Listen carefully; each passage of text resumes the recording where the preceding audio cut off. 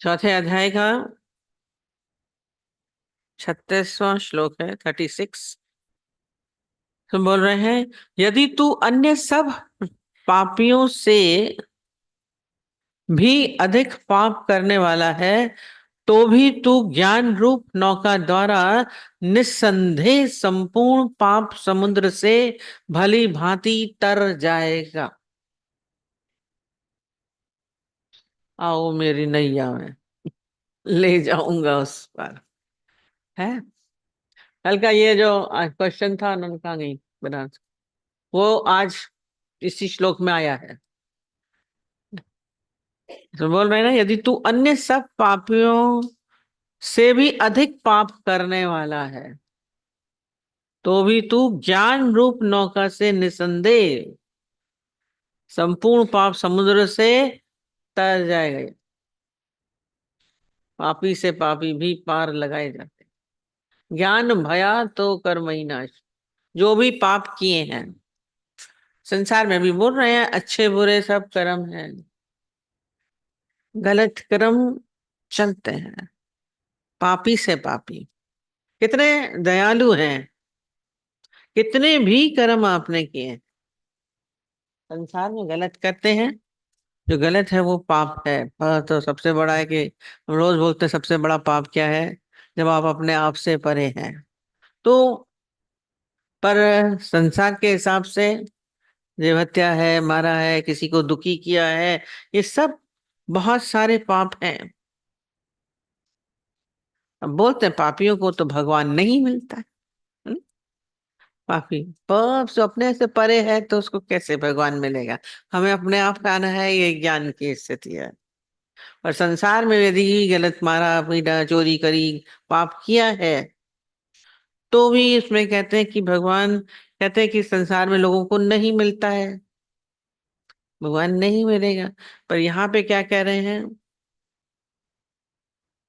कितने भी पाप किए हो, आपने कितने भी गलत काम किए संसार में,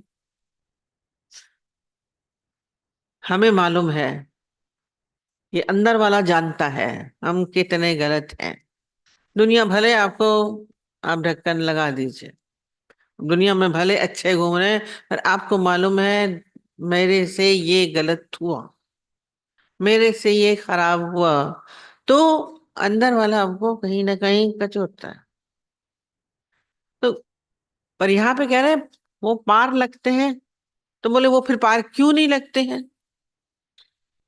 पार इसलिए नहीं लगते हैं क्योंकि वो जानते हैं कि मैं पापी हूं। तो किसी महात्मा के पास, किसी गुरु के पास वो जाने से कतराते हैं। देखिए खराब, मैं तो बड़ा पापी, मैं कहाँ जाऊंगा।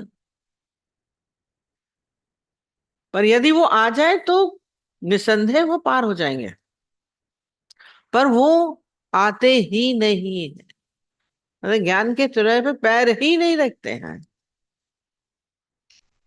वो पावदान में रखे, लिफ्ट में अंदर जाएंगे तो ऊपर पहुंचा देगी ना लिफ्ट आपको। आप पैर नहीं रखेंगे तो कैसे पार हो जाएंगे। पर वो कह रहे हैं ज्ञान रूपी नौका द्वारा पापियों से पापी भी पाप आप पार हो सकते हैं। पार हो सकते हैं किससे, ज्ञान से। ज्ञान से आपका सारा अज्ञान खत्म हो जाता है, सारे पाप नष्ट हो जाते हैं ज्ञान से। ज्ञान भया तो कर्म ही नाश, कल पूरा इसी पे ही सारा चल गया। पाप क्या है, कर्म तो है, गलत कर्म है, खराब कर्म है, उसी के अनुसार फिर जन्म दूसरा मिलता है। पर ये किससे होगा, ज्ञान से। कहते हैं, हमने तो बहुत सारे कर्म किए हैं, बहुत पाप किए हैं। एक जो संसार से हिसाब से है, संसार वालों के हिसाब से नीति शास्त्र वाले कहते हैं, उसमें तो ये कहते हैं जितने आपने पाप किए, जितने आपने गलत काम किए, उतने आपको पुण्य करने पड़ेंगे। उतने आपको पुण्य करेंगे तभी आप पार होंगे। उसमें लिखा था कि एक बहुत महान पंडित था, बड़ा, अरे था, ज्ञान शास्त्र तो पढ़ लिए, पर उसको आत्मदर्शन नहीं हो रहा था, ईश्वर का दर्शन नहीं हो रहा था। इतने सारे शास्त्र पढ़ के महापंडित था, महात्मा, फिर आखिर सबको कहने लगे अरे ये सब बेकार है, कोई ईश्वर नहीं है, कोई वो नहीं है, हमें तो आत्मदर्शन नहीं हुआ है, बेकार है। खूब निंदा करने लगा, ये सब व्यर्थ है, सब बेकार है। वृंदावन में जाके भी बैठा कितने दिन, भगवान के प्रति बहुत दिन उसने उसकी उपासना करी, सारे तीर्थों में गया, जब उसको कुछ नहीं मिला तो आके फिर ये बोलने लगा फिर मैं इतनी उपासना करके आया, देखो अभी भी नहीं मिला है, ये सब ढकोसला है, कुछ नहीं है, भगवान कुछ नहीं है। कितने दिन ये चल रहा था।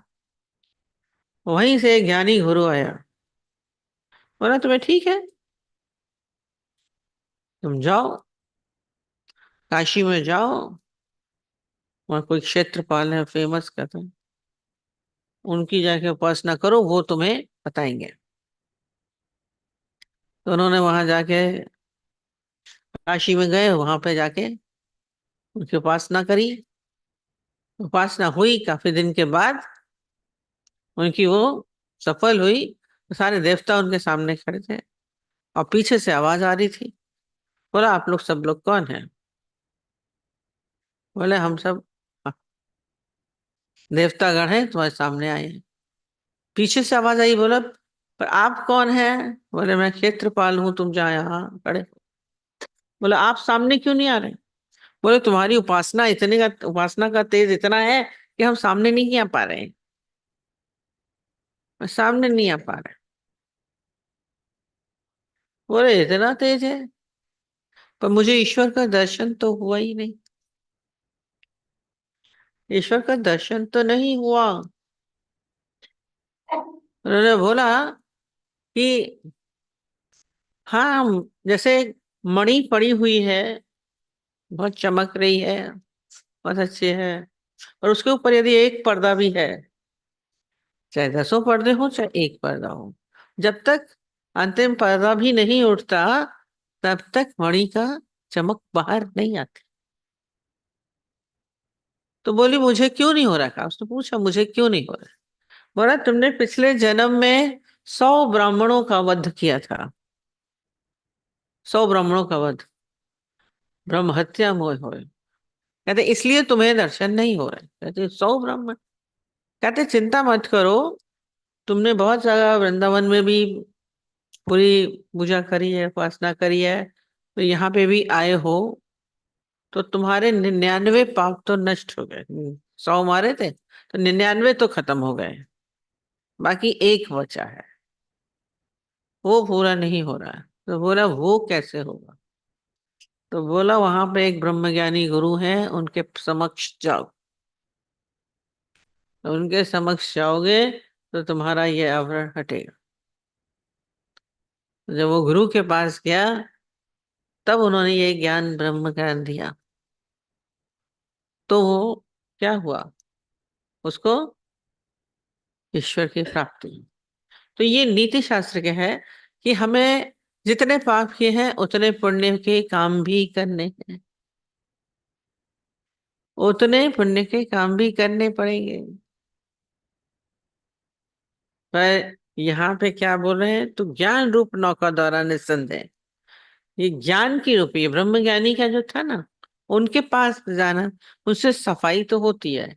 ये क्या है, जब हम पूजा आराधना करते हैं तो हमारे भीतर, उसको भी हम खराब नहीं कहते हैं, वो आप सब पहले करके आए हैं, उससे क्या होता है, हमारा अंतःकरण स्वच्छ होता है, उससे मल विक्षेप आवरण बोलते हैं ना, ये है अंदर, इसमें की स्वच्छता भी चाहिए। हमारा अंतःकरण स्वच्छ होना चाहिए, निर्मल होना चाहिए। ये ज्ञान में आए हैं, इसमें झूठ कपट तेरा मेरा, ये अंतःकरण की स्वच्छता बहुत जरूरी है। अपने भीतर जांचिए, कोई हमारा अंतःकरण स्वच्छ है, विक्षिप्तता तो नहीं है, अज्ञानता का आवरण तो नहीं है।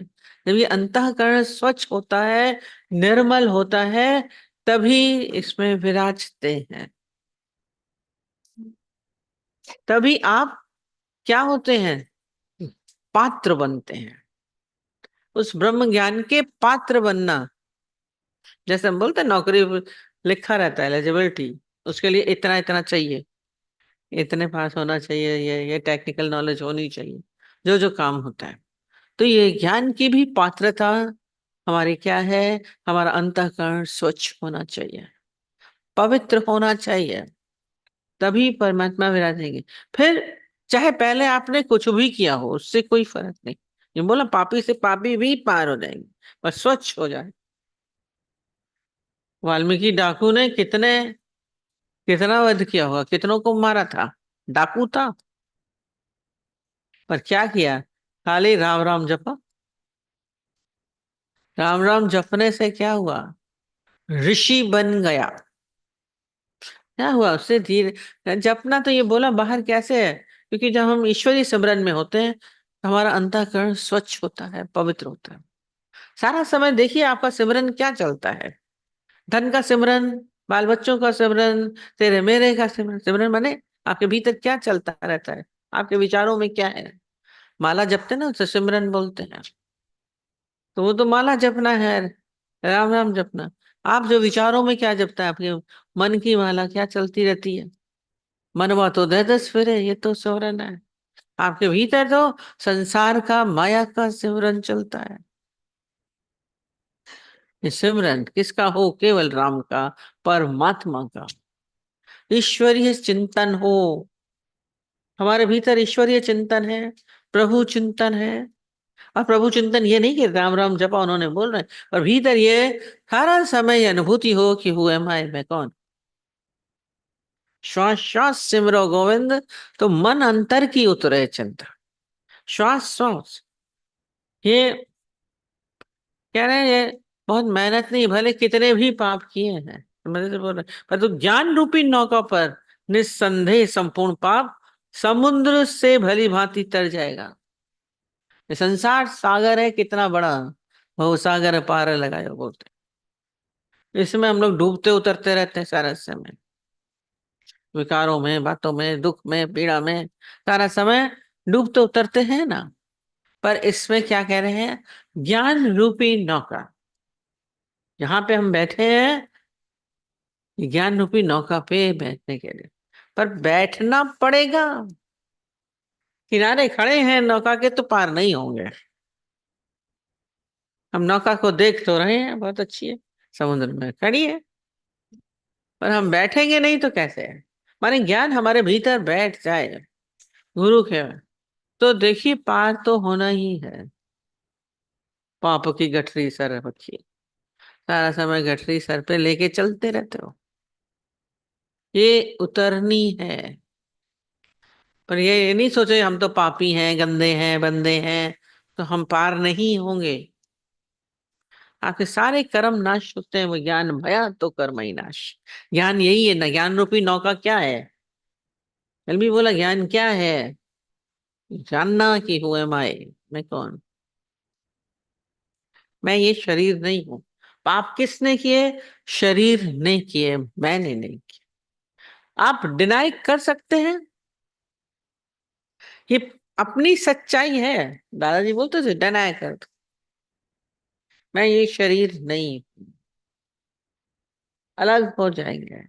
ये ज्ञान है। ज्ञान ये नहीं कि पूरा बैठ के शास्त्र पढ़ रहे हैं, गीता पढ़ रहे हैं तो ज्ञान है। भीतर आपके ये समझ आ जाए कि मैं कौन हूं, ये सिमरन चलता रहे, ये याद बनी रहे, खिन खिन भूला ना रहे। हम फिर शरीर के भाव में आ जाएंगे, माँ बन गए, पति बन गए, बेटे बन गए, कुछ ना कुछ हम बन जाते हैं। धनी बन गए, अच्छे बन गए, जीनियस बन गए, हम सही हैं, बहुत अच्छे हैं। आपका क्या हुआ? ज्ञान की नौका डूबी, अज्ञान में आ गई। जब इस ज्ञान में रहेंगे तो आप पार हो। फिर कौन सा पाप होगा? पाप माने अपने से परे हो गए, फिर आप अपने से मिल गए, तो पार तो होना ही है। भव सागर है ये, भले ही सागर कैसा भी है, कितनी ही लहरें हैं, कितने उतार चढ़ाव हैं, कितने भी तूफान हैं, वो आपको डगमगा नहीं पाएंगे। कैसी भी परिस्थितियां आए, कैसी भी हालतें आए, कैसे भी हमारे चारों तरफ वातावरण हो, वो हमको डगमगा नहीं सकता। दिए की लौ क्या होती है, उसके ऊपर यदि हम एक ओट रख देते हैं तो तूफान आंधी आता रहता है, हवा चलती है, पर वो बुझती नहीं। दुनिया की आंधियों से ये बुझेगा क्या? पार लगा देने वाली चीज। ऋषभ चलता रहे। वाल्मीकि सारा समय इसी याद में रहे, राम राम जपना ये क्या है, वो समझ उसी भाव में आ गए, तभी पार हुए। कहते हैं पूरी रामायण लिख डाली, और पूरा ज्ञान आपके भीतर आ जाएगा, खाली ये समझ आने से, ये ज्ञान आने से। इतना बड़ा शास्त्र लिख गया ज्ञान का। अब आप फिर साधारण नहीं रह जाएंगे, असाधारण हो जाते हैं। हम रोज बोलते हैं गुरु हमें असाधारण बना देता है। आप अलग दिखने चाहिए, संसार में आप जाइए, अलग दिखने चाहिए। तभी आपने ज्ञान को भीतर दिया गुरु के। वैसे ही चले गए, चाची मामी बैठ गए, संसार में गए, शादी में गए, दुख में गए, संसार में जहां गए, बाजार में गए, हम वही बन के जाते हैं।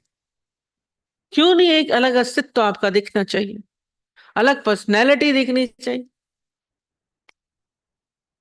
एक्सक्लूसिव पीस होता है, वो कीमती भी होता है। हम भी ऐसे ही बनेंगे। अपना नाम रोशन करिए, गुरु का नाम रोशन। पार हो गए। हम तो यही जीते जी पार होंगे, बाद में देखा जाएगा। मरने के बाद किसने पार हुए कि नहीं हुए देखा। पर जीवन में जीते जी तभी पार होंगे जब हम हर समय सावधान रहना है। ये सावधानी हटी, दुर्घटना घटी। ज्ञान हमारे साथ हर समय। इस नौका पे बैठे रहिए, नौका से उतरे तो डूबे, बैठे कूद गए। हम तो उतर गए, आधे में उतर जाएंगे तो फिर पार नहीं होंगे, फिर डूबे रहे विकारों में। अब मोह हो गया, अब इच्छा हो गई, अब ये हो गया, सोचे कि हम बड़े ज्ञानी हैं। बुद्धि तलक का नहीं ज्ञान है, था बुद्धि में। बहुत अच्छा था, शास्त्र भी लिख डाले, शिष्य भी बन गए। जितने बड़े हो जाएंगे, जितने ज्ञानी, उसके आपको जैसे कहते हैं ज्ञानी बहुत ज्यादा सेंसिटिव हो जाता है, और ज्यादा। कहते हैं आपको चुभना नहीं चाहिए दर्द, ज्यादा ही चुभेगा, क्योंकि वो जागृत है, समझ है। सोए हुए को मारो तो पता नहीं बाद में चलता है, और जगे हुए को तो पता चलता है ना। तो ज्ञानी जागती ज्योत है, हर चीज की उसको अनुभव होता है, अच्छा बुरा। तो अपने आपको आप खुद चेक अच्छा सा कर पाएंगे। जरा सा भी आपके भीतर अज्ञानता ने एक स्थान बनाया, बताएगा। अपने से सच्चे बनो, हम रोज बोलते हैं। दुनिया गुरु को भी गलत बोलो, किसी पड़ोसियों को बोलो, संसार को बोलो, शिष्यों को बोलो, किसको भी बोलो हम बहुत अच्छे हैं, आपका अंदर वाला कभी मान नहीं करेगा।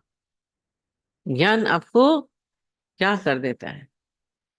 ज्ञान रूपी नौका ये पार लगाती है, आपको गलत होने नहीं देगी, ये भी पक्का है। गलत होने नहीं देगी, पार लगा, बोल रहे ना, ये पार हो जाएंगे। पर ज्ञान रूपी नौका से खिसकिएगा नहीं। मैंने अच्छे से बोल रहे हैं, ज्ञान रूपी भली भांति तर जाएगा। कितना अच्छा बोला, संपूर्ण पाप समुद्र से हो, कितने भी गलत आप पहले, पिछली सारी जिंदगी आपकी क्या होगी, पास्ट इज लॉस्ट। आप कैसे भी हो, गलत हो, खराब हो, कैसे, ये बड़ा खराब था, कैसा भी था, पर अब क्या हो गया, अच्छा हो गया। फिर पिछली हिस्ट्री से आपका मतलब नहीं। बहुत कुछ कर डाला पहले, अब नहीं। अब गलत आपसे हो गई नहीं, तर गए। ठीक।